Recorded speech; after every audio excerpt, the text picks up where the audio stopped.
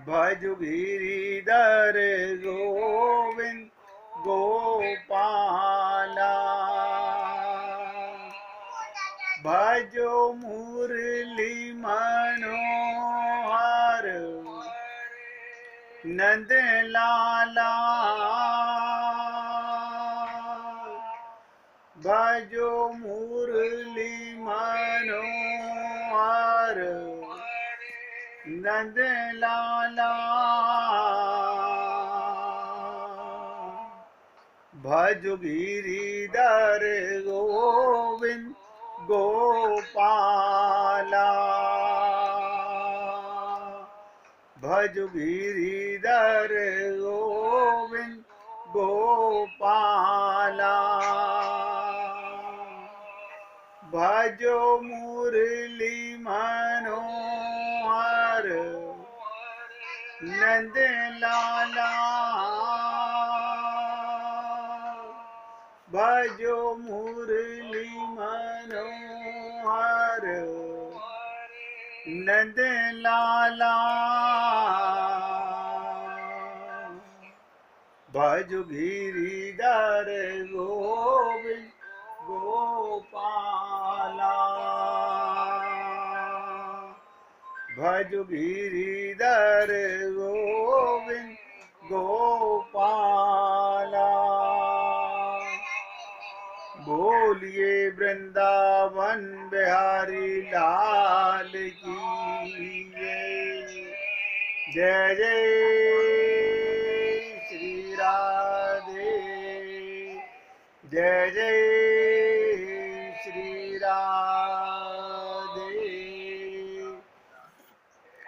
सभी भक्तों से निवेदन, बहुत एकाग्रचित होकर सत्संग के प्रत्येक शब्द को पूरी तरह से हृदयंगम करने का प्रयत्न करें। इतना कठिन टॉपिक इस समय चल रहा है, मैंने कल भी निवेदन किया था, आज फिर निवेदन कर रहा हूं। जिसने एकाग्रचित होकर सत्संग को सुना और हृदय में बसाने का प्रयत्न किया, उसे आत्मज्ञान और माया का स्वरूप समझ आ जाएगा। और देखिए, माया का स्वरूप, हम माया के अंडर में हैं, माया में बंधे हुए हैं, इसलिए माया को समझना बहुत जरूरी है।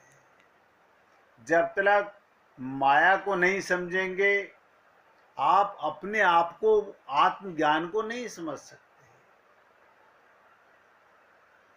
मैं फिर आपसे निवेदन करूंगा, जिस प्रकार से मैंने आपके साथ आत्मज्ञान पर 5-6 दिन तक लगातार चर्चा की है, उसी प्रकार पूरा प्रयत्न किया जाएगा कि माया पर भी आप लोगों को वो आईना दिखाया जा सके जिसे आप देख कर के भी अनजान बने हुए हैं। कमाल है।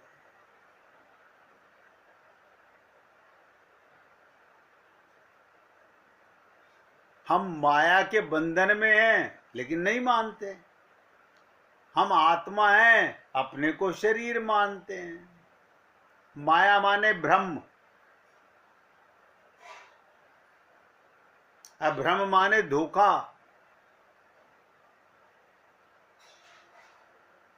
ऐसा प्रतीत होता है, विचार में परिवर्तन के साथ शब्द का अर्थ बदल जाता है। जब हम किसी चकित कर देने वाली घटना को देखते हैं जो हमें चकित कर दे, तो उसे ईश्वर की माया कह देते हैं। ये भगवान की माया है।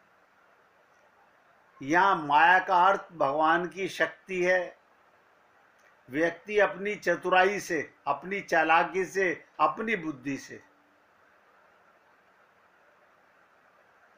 वस्तु को विपरीत रूप में दिखाता है। यथार्थ कुछ और होता है, दिखाता कुछ और है। यथार्थ के अभाव में भी उन्हें दिखा देता है, यह उसकी माया है। ये मिथ्या ज्ञान या ऐसे ज्ञान का विषय है।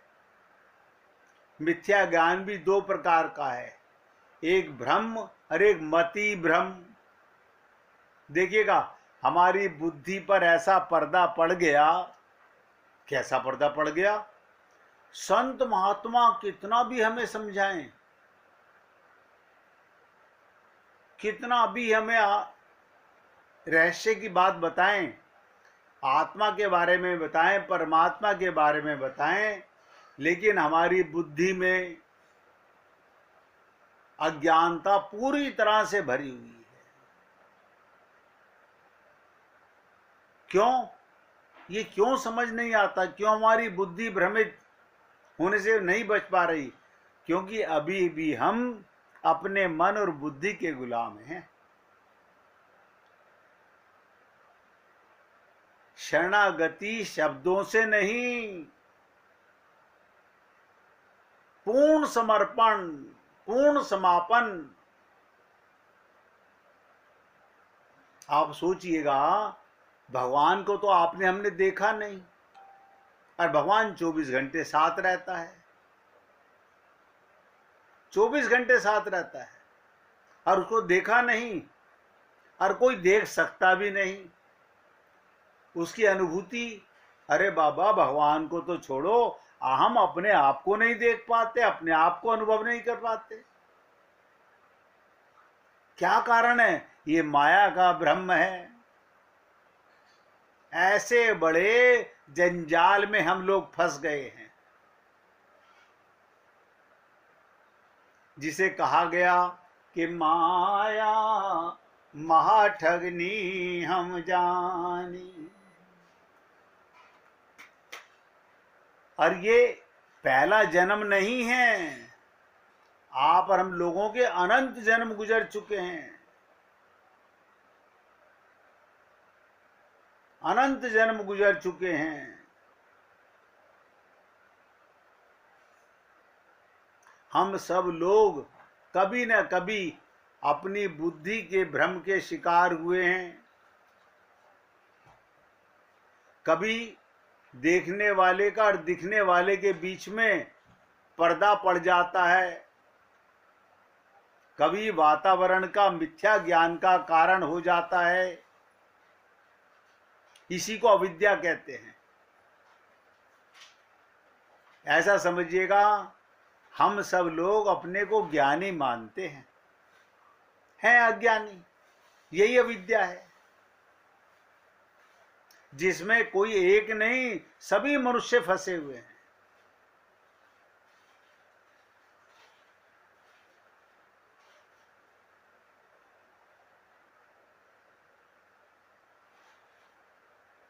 हम सब लोग फंसे हुए हैं।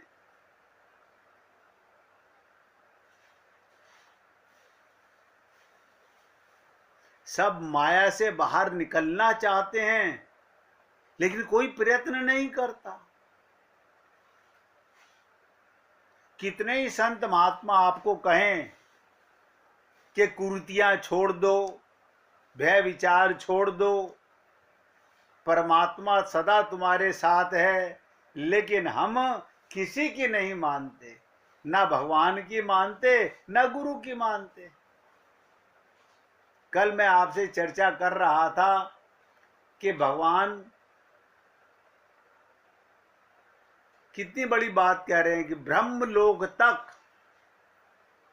11 लोग तो आपसे ऊपर के मैंने आपको कल बताए थे।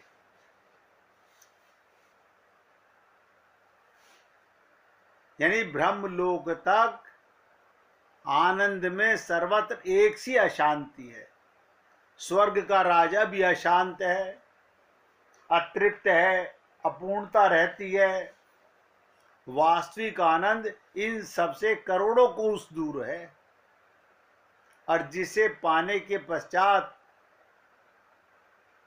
देखिए कमाल है, उस पूर्ण को पाकर ही पूर्ण हो सकते हैं।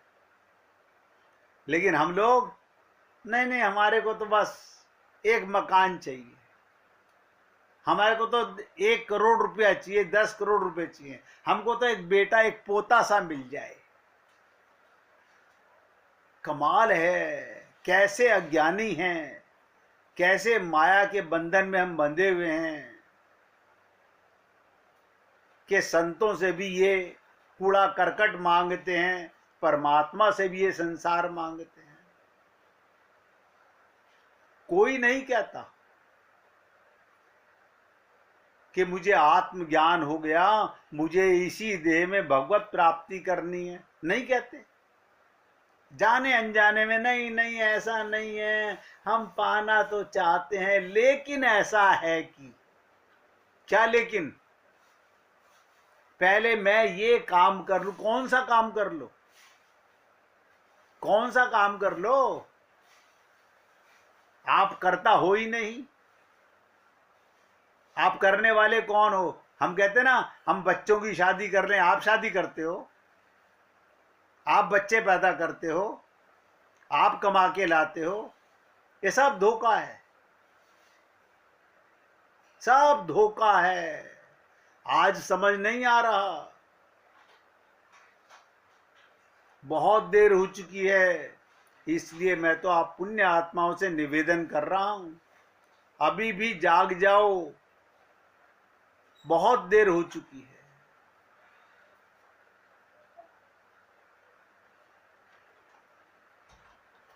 कल भी कहा था, आज फिर बोल रहा हूं, माया से बाहर कैसे निकलें?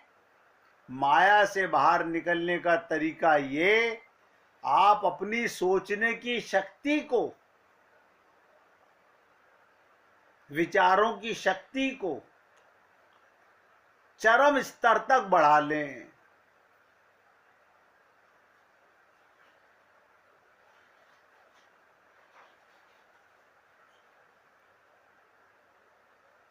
और कोई भी निर्णय लेने से पहले आलोचनात्मक सोच अपनाएं। निर्णय लेने से पहले आप खुद सोचें, क्या मैं ये निर्णय खुद ले रहा हूं? क्या मुझे निर्णय लेने के लिए मजबूर किया जा रहा है? आप बताइए, आपको कौन मजबूर कर रहा है? आपका मन। मन माया का बेटा है और आप उसके गुलाम हो। आप तो आत्मा हो, ये ज्ञान ही नहीं है। नहीं मेरा मन नहीं है, नहीं मेरा मन नहीं है, अब मैं पति की मानूं कि भगवान की मानूं? देखो कमाल है। अरे पति को भगवान मान लो ना। नहीं ऐसा भी कैसे मान ले? हमारी हर जन्म में यही दशा हुई है। ये कोई पहला जन्म नहीं है हम लोगों का, हर जन्म में यही दशा हमारी हुई है।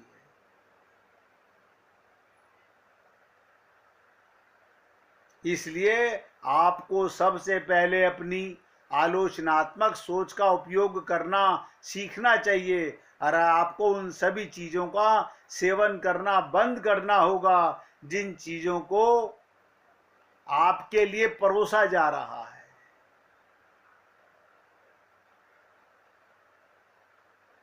ध्यान से सुनिएगा, जब हम संत महात्माओं के पास जाते हैं तो 99% तो पहले ही बहुत पुस्तकें पढ़ चुके होते हैं। हमने गीता पढ़ रखी है, हमने रामायण पढ़ रखी है। अरे तो पढ़ रखी है तो फिर यहां आने की जरूरत क्या थी? पोथी पढ़ पढ़ जगमुआ, भया न पंडित कोई, ढाई आखर ज्ञान का, प्रेम का पढ़े सुपंडित होई। अब ध्यान से सुनिएगा, हम भी अपने गुरुओं के पास जाने से पहले जो भी कुछ जानते थे वो पढ़ने वाला कौन था? हमारी माइक बुद्धि, हमारा माइक मन। अब माइक बुद्धि और माइक मन में माइक संसार भरा हुआ है। अब कर लो इलाज, कितना करोगे? मंदिर में जाकर कोई भगवान को धन्यवाद देने नहीं जाता, कोई नहीं जाता कि हे गोविंद, मुझे जब से पता चला है कि ये देह आपको पाने के लिए मिला है तो मेरे को आग लग गई है, आपको कैसे पाया जाए? बताइए, किसी को आग लगी हो तो? नहीं, हम तो ये सोच रहे थे आज हमें शाम को वहां जाना है, सुबह वहां जाना है, डॉक्टर के पास जाना है, रिश्तेदारों के पास जाना, सारा दिन हो गया। अरे सारा दिन ही, पूरा जीवन हो गया, फुर्सत ही नहीं है। ऐसे भ्रमित हैं हम लोग, कभी अपने आप से बात भी नहीं करते कि तू कब आया था इस शरीर में, कितना जीवन तू गुजार चुका है, और जो तूने पाया है, संसार का इकट्ठा किया है, ये इतना बड़ा बखेड़ा रिश्तेदारों का इकट्ठा करके अपनी खोपड़ी में भर लिया है, ये तो एक झटके में साफ। इधर सांस बंद, उधर 0 में 100। अरे मेरे तो इतने परिवार के इतने लोग हैं, पीहर वाले, जब हम कार्डों की लिस्ट बनाते हैं ना शादी के, तो दो कितना कितना दिमाग चलता है। मेरे भाई के दोस्त, उनके साले, उनके जीजा, और उनके फलाने और उनके धकड़े। देखिए कमाल की चीज, इन्हें मन में संसार कहां तक भरा हुआ है, और ये आखिरी दम तक रहता है। जब हम पहली क्लास में गए थे, मां के गर्भ से बाहर आए थे, हमारा मन कोरी पटिया के समान होता है, क्लीन स्लेट, एकदम साफ सुथरा। यही संत महात्मा हमको कहते हैं कि जब आ रहे हो तो अंतःकरण शुद्ध करके आओ। क्या मतलब? क्लीन स्लेट करके आओ। अब देखिएगा, कोई नहीं समझ पा रहा कैसे क्लीन स्लेट करें, कि जो कुछ आपने जाना है उसको अपनी बुद्धि विवेक में भर के मत लाओ। हाँ ये तो मुझे पता है, हाँ ये तो मुझे पता है। कुछ नहीं पता। ऐसा जो आता है, जो अंगूठा टेक होता है, वो आगे बढ़ जाता है, और जो अपने को ज्ञानी मानता है वो उस ज्ञान के चक्कर में और गुरु के बताए चक्कर में घूमता रहता है। ये सही है कि ये सही है, ये मानूं कि ये मानूं। अब मन किससे मानेगा? मन तो पहले से ही गंवार है, मन तो पहले से ही माया में लिप्त है, और इसी उहापोह के अंदर हम अपने आप को फंसाकर कभी अपना कल्याण नहीं कर सके। आप लोगों से निवेदन कर रहा हूं, किसी भी संत महात्मा के पास जाओ, ये कहो नहीं, मान लो कि मैं कुछ नहीं जानता, कुछ नहीं जानता, मुझे अपना पता नहीं मैं कौन हूं। तो इसका मतलब जो भी कुछ पता है वो सब कोरा बकवास पता है। आप सोचिएगा, जब हमें आत्मज्ञान नहीं तो फिर क्या ज्ञान है? इसका मतलब मेरे पास जो भी कुछ है वो संसार का, माया का ज्ञान है, और उससे भगवान कभी नहीं मिलेंगे, कभी नहीं मिलेंगे।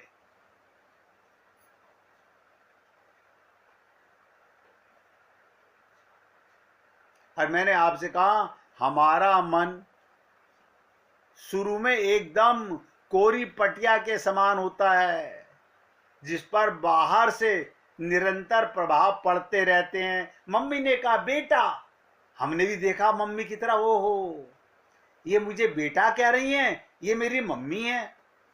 बेटा मैं तेरी मॉम हूं, ये तेरे डैड हैं। अब आपकी पटिया पे 2 नाम लिखे गए, ये तेरी दादी, ये तेरे दादा, 4 नाम लिखे गए, ये तेरे बहन, तेरे भाई। अब आप बताइए ये भर कैसे गया? अब ये तो किसी माँ बाप ने बताया नहीं कि दादा दादी भी भगवान के रूप हैं, माँ बाप भी भगवान के रूप हैं, बहन भाई भी भगवान के रूप हैं। जित देखूं तित श्याममयी है। ये दादा भगवान है, ये दादी भगवान है, ये मम्मी भगवान है, ये पिता भगवान है। किसी ने बताया हमें?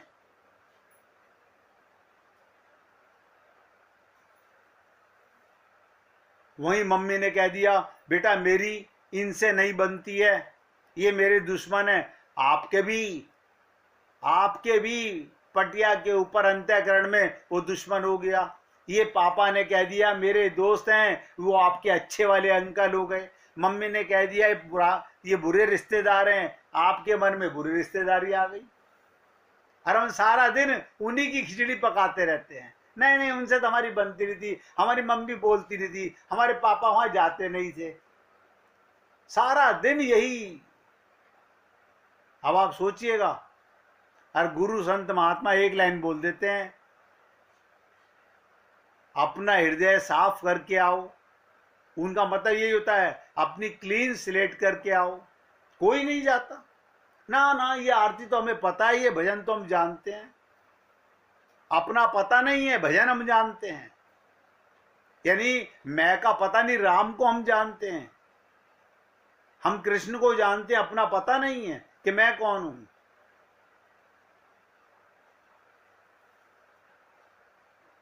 इसलिए आपसे निवेदन करता हूं, जिस प्रकार बाहर से हमारे मन की पटिया पर निरंतर प्रभाव पड़ते रहते हैं,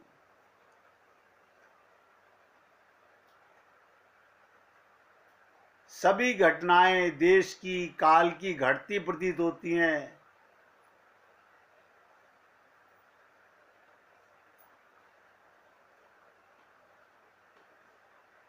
इस क्रम में उनका रंग रूप बदल जाता है।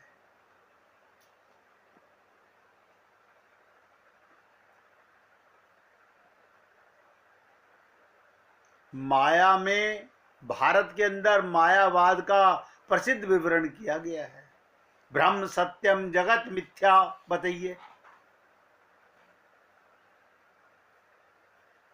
ब्रह्म सत्य, जगत मिथ्या, इस व्यवस्था में जीव आत्मा का स्थान कहां पर है?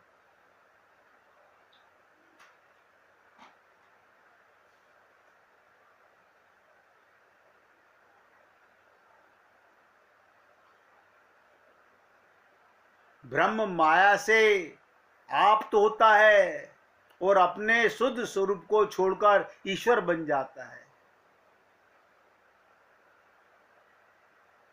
हमने आपसे निवेदन किया, ईश्वर, जीव और माया, भाई तीन ही चीज तो हैं। भाई तीन चीजों का जिसने ज्ञान कर लिया, उसे कुछ रटने की जरूरत नहीं है, गीता भागवत रामायण ना ना। लेकिन हम तो सब कुछ रटेंगे। हम हृदय से प्रार्थना नहीं करेंगे, हम शब्दों से प्रार्थना करेंगे। हृदय का प्रेम नहीं है भगवान से, दिखावे की प्रार्थना चल रही है, कुछ नहीं मिलने वाला।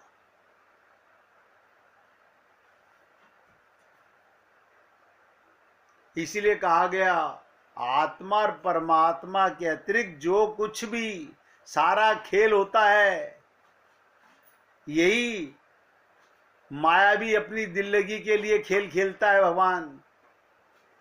माया एक पर्दा है, ध्यान से सुनो, माया एक पर्दा है जो शुद्ध ब्रह्म को ढक देती है। आत्मा पर माया का पर्दा पड़ गया। अब हम सब लोग, मेरा नाम, मेरे पापा का नाम, मेरी मम्मी का नाम, मेरे घर का पता, मेरे दादा का नाम, हम उस गांव के रहने वाले हैं, हम उस मोहल्ले के रहने वाले हैं। अज्ञानता बढ़ती चली गई और गुरु के पास जाके भी निकालना नहीं चाहते। बोलिए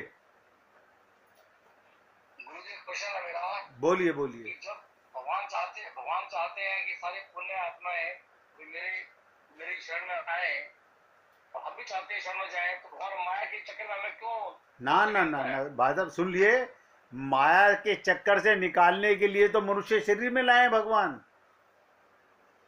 क्योंकि आपने ये भी सुना कि 84 लाख योनियों में एक श्रेष्ठ योनि है। संतों ने कहा, इस देह में हरि मिलत है। अब माया में, संसार में, शरीर में रहकर ही तो अपना ज्ञान है। यही तो। अब आप मुझे बताइए, आप बस में बैठकर क्या अपने को बस मानते हैं? प्लेन में बैठ के अपने को प्लेन मानते हैं? शरीर में बैठ के क्यों अपने को शरीर मानते हैं? कार की भी रिपेयर कराते हैं, कार खराब हो जाती है, कार की रिपेयर कराते हैं। शरीर खराब हो जाता है, शरीर की रिपेयर कराते हैं। लेकिन हम तो शरीर के पीछे ऐसे पागल हो गए कौन भगवान और कौन गुरु। यानी मरने वाली चीज के पीछे, मिटने वाली चीज के पीछे हम लोग अपने आप को भी भूल गए और अपने मुकाम को भी भूल गए। अरे ये इस जन्म का नहीं। लोग वाग तो मैं देखता हूं पागलों की तरह दान कर रहे हैं। हमने ये दान कर दिया, हमने ये दान कर दिया, हमने ये पुण्य कर लिया, इनसे क्या होगा, हम स्वर्ग जाएंगे। अभी पता नहीं कि स्वर्ग का मतलब क्या होता है। मूर्खताओं का वास, जहाँ गधे लोग जाते हैं, मूर्ख लोग जाते हैं, क्योंकि वहां से गिर के कुत्ते बिल्ली गधे बनते हैं। नहीं मानते। हमने आपसे कहा ये तीन ही चीजें बताइए, जिनमें एक तो आप खुद हैं आत्मा, दो ही बचे, एक माया और एक परमात्मा। और हमने आपको इतने सरलता से कहा एक आपकी जाति का है, एक विजातीय का है। देखो कितनी सिंपल सी बात है। एक आपका सगा है और एक सगा माना हुआ है। नहीं ऐसा नहीं है, हम तो अब ये इतनी मुश्किलों में मकान बनाया, इतनी मुश्किलों में बच्चे पैदा। अरे आपने कुछ नहीं किया है, कुछ नहीं किया है। यही तो भ्रम है हम लोगों का, हम करते हैं। अर्जुन को भी ये बहुत भ्रम था कि मैंने युद्ध किया है।